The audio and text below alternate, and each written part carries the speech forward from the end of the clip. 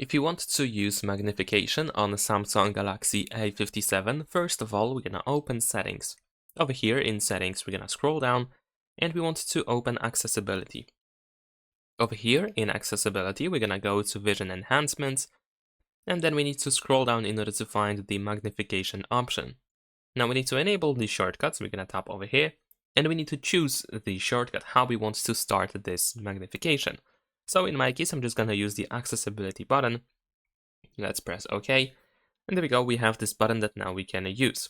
But before I use this button, if you scroll down in here, we can also read a little description of magnification.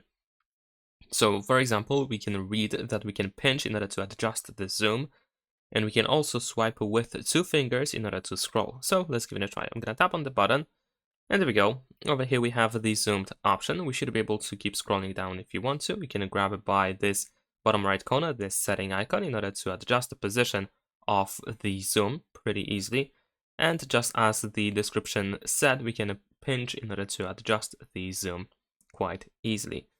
Of course, we can tap on the button again in order to deactivate it. And if you want to change the shortcut, you can tap on the magnification shortcut and you can customize it pretty easily. And you can find some additional settings in case you need to use them and adjust them.